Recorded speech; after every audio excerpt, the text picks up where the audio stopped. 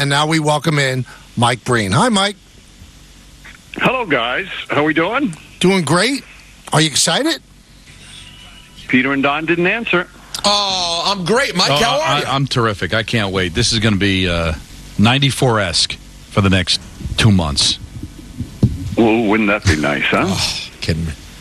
How cool is it that you're the national voice of the NBA for all these years, and you haven't had an opportunity to call that many Knicks games, and boom, right out of the gate, you're calling the Knicks game 1 against the Sixers on ESPN. Pretty cool. No, it's great. Just to be in that building, it's going to be so much fun. The place is going to be nuts on Saturday. It's going to be nuts on Sunday.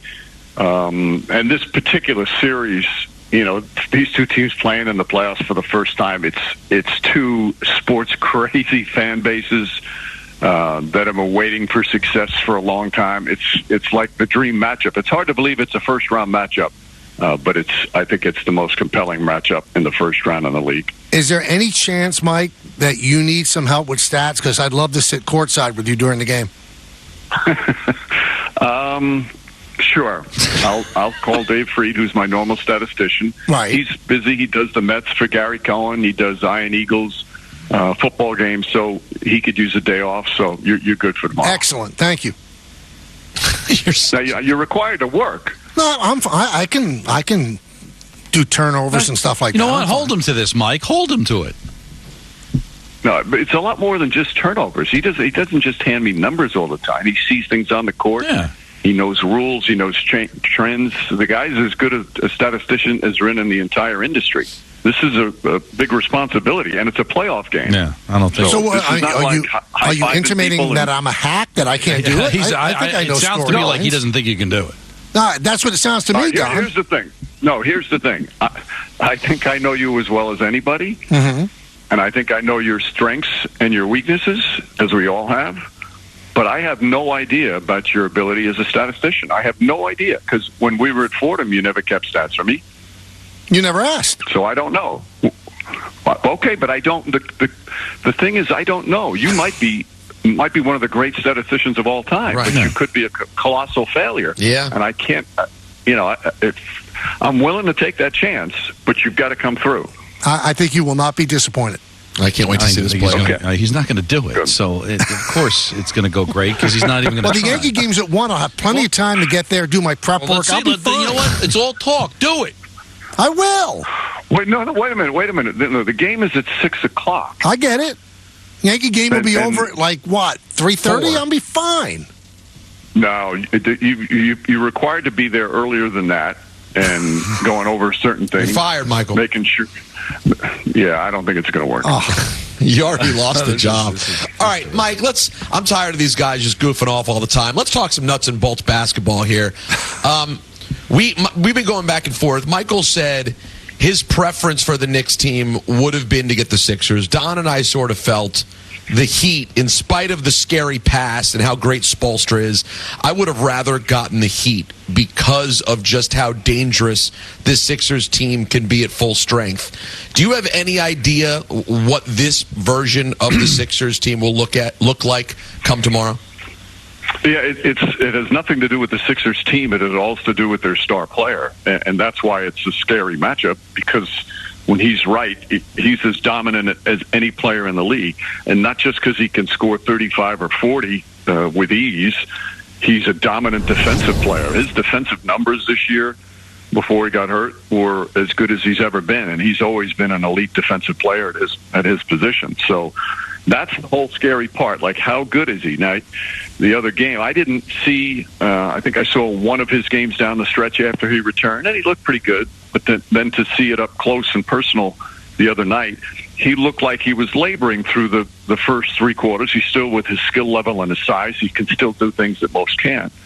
But then in that fourth quarter, he kind of came alive. And I think he had 11 points in the fourth quarter, had this one beautiful pass, a couple of big rebounds, some defensive stops. The guy he's just an absolute beast. He's a great player. He's this massive man with unbelievable skills. And that's what makes him such a scary opponent. Now, can he do it in the playoff intensity? He played a lot of minutes, played the most minutes since he came back.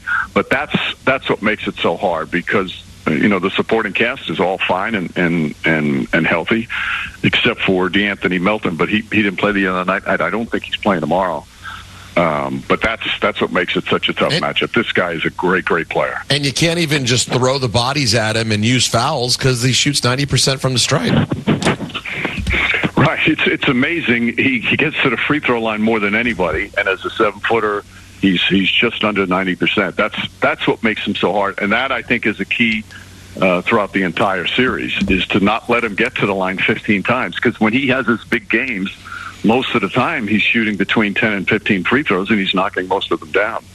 How big is this week off? I mean, this team plays such intense basketball, and I was watching the game last Sunday, and then you and Clyde were great, just appreciating. You never see a game 82 with that kind of intensity, but that's just the way the Knicks play every single night. That's what makes them so much fun to watch. So how big is getting almost a week off before this whole thing starts?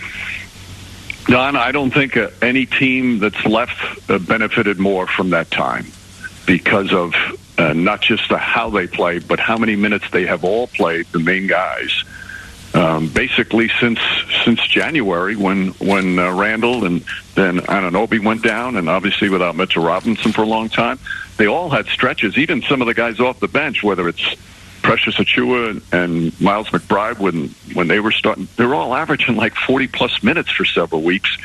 And these are hard minutes with this team because of the way they get at you defensively. So I think it's, like I said, the biggest bonus of any team to have that time off and just let the bodies rest. Now, Brunson this year, Mike, 28.7 points, 48% shooting overall, 40 from three. But against the Sixers, 22.3, 40% from the field, 30% from three. Is there any rhyme or reason? Is that just a statistical blip, or is there something that they do that slows them down? I think it's hard to go from regular season to postseason in terms of trying to compare or predict. There are certain matchups that might be more difficult, but the regular season, so much of a player's performance is where does a game come at the schedule? Is it the third game of 4 nights? Is it a back-to-back? All those who's playing with them that particular game. But with that said, Philadelphia has some good defenders. Kelly Oubre he's 6'7", and he's not what you would call a great defender, but he's got great potential defensively. I remember Scotty Brooks telling me when Oubre first got into the league, Brooks was coaching the Washington Wizards, and he said Oubre could be an elite defender. He never got that because that wasn't the prime commitment for him. But when he's engaged defensively, the guy he's really, really good. Nick Batum, who's 6'8", has another guy. Now, he's 35, but he's still so smart defensively that he can guard you. And then throw in Kyle Lowry, who gives everybody problems. Even at his age, he's 38. So they can send a lot of different defenders, and sometimes defenders with length can give Jalen Brunson trouble in terms of scoring. But we've seen him time and time again. He figures it out. It's unbelievable how he's done that time and time again. He has seen every form of defense. And by the second half, he's figured it out. Even if he has a bad first half, because he never plays backwards. He figures out how, okay, maybe I'm not going to have this shot available, but I'm going to have these open threes from my teammates, or I'm going to have these lob passes to the big guys. It's been one of the most remarkable things to watch how he has dealt with every team trying to shut him down, and he finds a way to beat them. Mike, I just want to tell you, and this is true, I'm not making this up, I just got a text, and I'll read it to you. Michael, it's Dave Freed. It's all yours. But before the game, you have to press Mike's suit. It's part of the job. So I'm out. I'm not pressing any suit. Well, you just don't have time. You got the Yankee game. We'll waive the suit pressing aspect of it. Good, thank you. Please, Mike, please call. I'll just go with a wrinkled suit. Call. Okay, because you're not pressing. Please call him on this. I got this. Has to happen. It has to happen. It's a nationally televised game, Don. He's not going to play your reindeer games.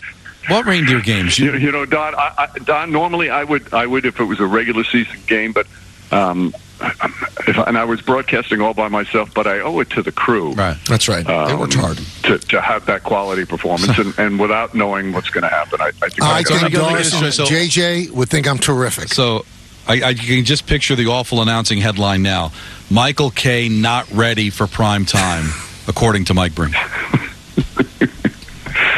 Nice. Or it'd be one of those where I'd give a stat and 20 seconds later, just want to correct that. That was wrong. Check that. Check that. It's a 21-3 run, not a 21-0 Keep in mind, I don't want to bring up old stuff, but Mike, just yesterday on the show, Michael got caught getting sports pickled and read a quote that wasn't even true. So he's not someone you can totally rely on. Oh, my God. That's not right. What a jerk you are. Don't you think if he's considering Don, if he's considering a prospective statistician, don't you want to know that he went on a website called the Sports Sack or something and believed what they said? No, it was PGA Tour, and they spelled Tour T-U-O-R. So maybe I'm a bit dyslexic. All right. Here's an idea. Okay. There's 2 NBA play-in games tonight. All right. So you go home tonight and sit in front of your television and keep stats for both games to give you a little bit of, repetition before you do the game. Oh, wait a minute. I got to try out for my best friend? I'm out. I like it. Forget it. And I also have a Yankee game to do, Mike. Listen to your voice. It's just turned ugly all of a sudden. Yeah. Do you hear the privilege? Do you hear the privilege there, Mike? Wow.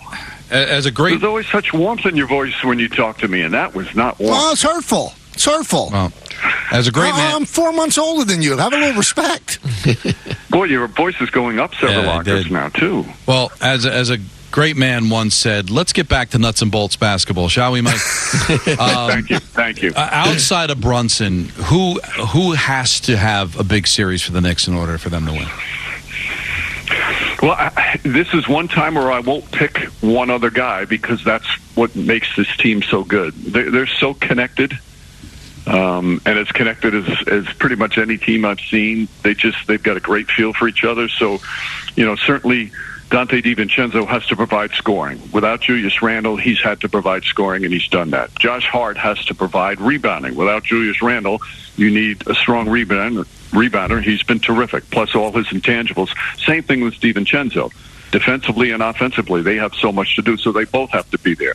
Isaiah Hartenstein has been one of the most underappreciated role players in the entire league.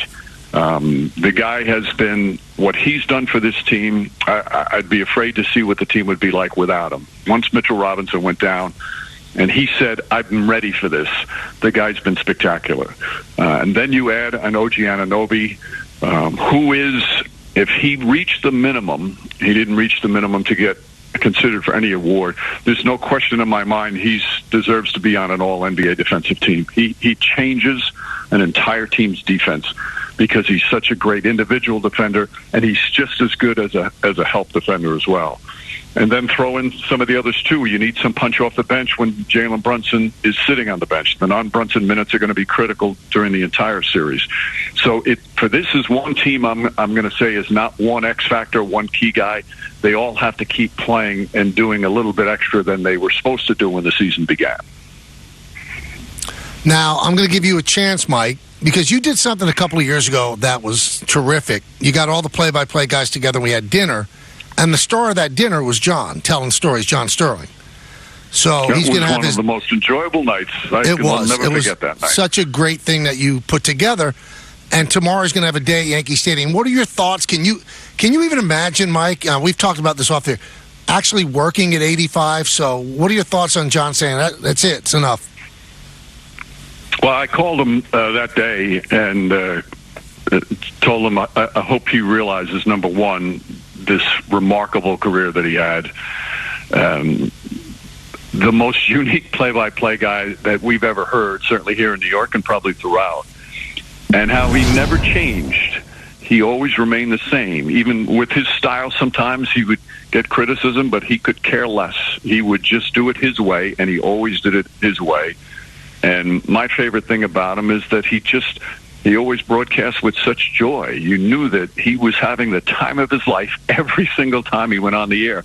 And I think that's probably why, I heard you guys talking earlier about surprised that he's retiring because his voice is still as strong as ever.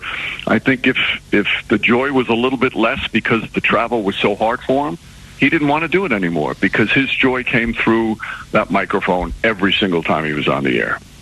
He is, the best way, the one word I keep seeing pop up and everybody saying such nice things about John, he's unique.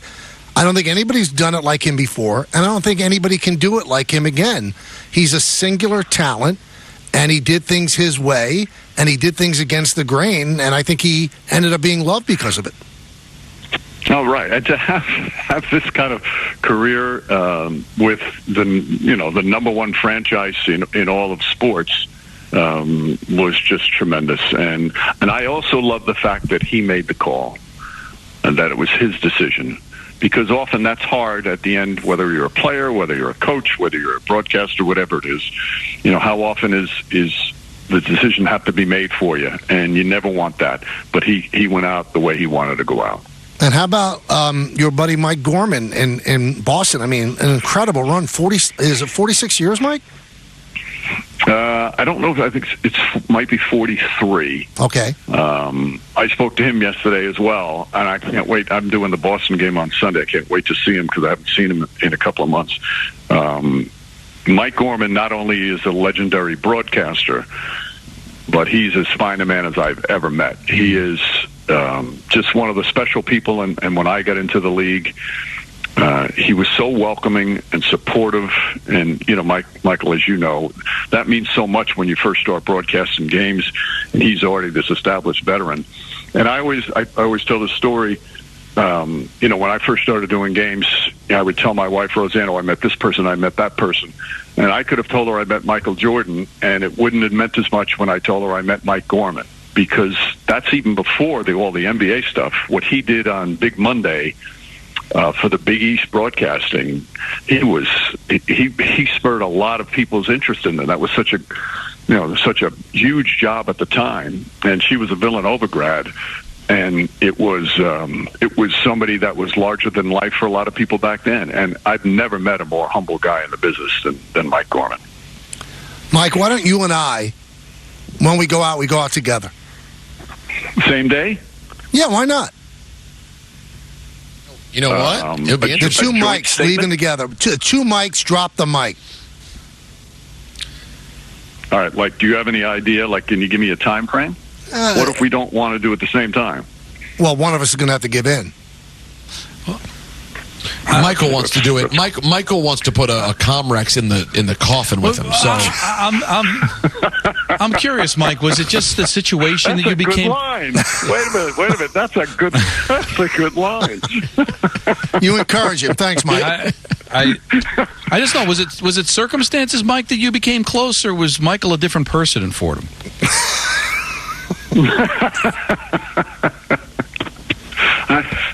He saw that I was in need of a friend. Because I would think, I won't go into the long, boring story. Because I would think the antics in this interview, I would be like, I don't know if I want to hang with this guy. Well, you know what, Don? You have the mistaken impression that people that are really close have to be the same person. Mike and I are different. Well, no, but just it's our differences that we love. Begging to do stats, and it's off-putting. Oh, I have a question. When I used to wear the reindeer sweater, would you describe me as yummy, like you talked about somebody earlier? Great point. See, that's great point. First of all, it's Rick DiPietro. Show some respect. And no, you weren't yummy. You were far from yummy. Okay. Would you want to be called yummy? No, not by him. Oh, how about when I was wearing the snorkel coat? Was I yummy? No, I wouldn't use that word to describe it. Well, look, Mike listened to the whole show. I love this. I really respect that. That's cool. It is wonderful. It's research, like a statistician before a game. Exactly. And, Michael, by the way, I don't want to ruin your dreams, but Mike Breen can't retire with you. Why? We came in the same year. Yeah, but a lot has happened since then. Oh, and how do I say this? I don't know. You guys are both legendary, incredible broadcasters, but there are certain people you don't rub the right way. And Mike Breen has a pristine reputation. Yeah, it is. He doesn't want to get caught up getting ripped by Mushnick and the paper and all these people when you retire. He needs to have his own space so he doesn't get dragged in to all the Michael K of it all. It's too risky. I'm sorry. I don't like that, Peter.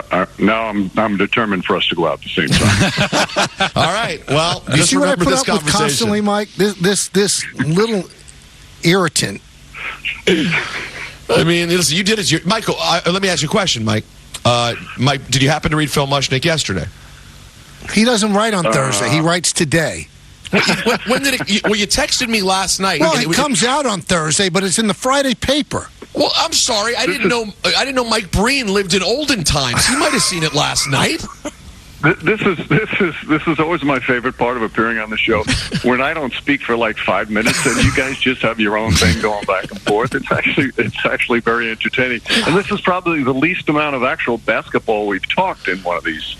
So it's a nice change of pace. I'm picking the Knicks in 6. Am I right? I never, ever, ever predict series. I've never done it all these years. I won't do it. Do I have a chance to be right? Of course you do. Okay. Really going out on a limb, Mike. No, but he's going to be calling these games. He doesn't need that on him. Tell Mike what you said right before he came on, that you were surprised he answered Peter yesterday. I am. I'm a little taken aback by it. Because I don't think you text me back. That's what it really came down to. I thought it was wrong for Peter out of the blue to just text you. Who is he?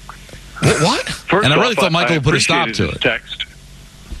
I appreciated his text, and he does text me every once in a while. We've had established a nice friendship. But you know these are flex texts. That's what they are. And Don, we've even broadcast the same games with the Knicks, and I've never received a text from you. Oh, I don't want to bother you because what am I doing? Like I said, these are flex texts. Somebody just tell me, look who I'm texting. I don't want to bother you. I got to tell you, it was an honor, though. Another guest coming up? No, nobody is. I got to tell you, you're staying on. It was an honor to be able to call a game that you're calling. I was over my skis. No, I don't know. You did a great job. We loved having you. Oh, well, thank you. Mike, will you watch the Yankees against the Rays tonight? No. No, I've got to watch the play-in games. Okay. Yeah. No, that's a good answer. And he's a Met guy. You got to be thrilled. After Michael was on a 10-10. But Michael was hanging on the rim a couple of weeks ago, giving shots. Mets are getting no hit in that doubleheader against Detroit. Look at their 0-5. Their own announcer did Yankees shots. Are 6-1. I didn't. Peter, was he taking shots or not? He hung on the rim a little bit. And since then, the Mets are 10-3. You got to be thrilled with what they're doing, Mike. I know you're busy, but without our best pitcher and one of our best hitters having even played a single inning. That's because you signed him late. That's all right. He's getting injections in his coming. back. Let's not forget. Cavalry is coming. There you go. Have a great game tomorrow, Mike. I wish I could be there doing stats, but it doesn't seem like that's your plan. Are you going to the game? I don't have tickets. I would love to go. I'd love to take my son, but I have no tickets, and it's sad. Oh, He is. this is so pathetic. All right. Hopefully I'll get some tips. Yeah, I love it. Good. That's right. Wrap it up. Have a great call, Mike. Thanks, guys. Listen, this guy knows sports radio. He's been in it forever, and he listened to our show and enjoys our show. That's not nothing. And doesn't have a meter. Hey, it's Michael K. I love when I get to talk.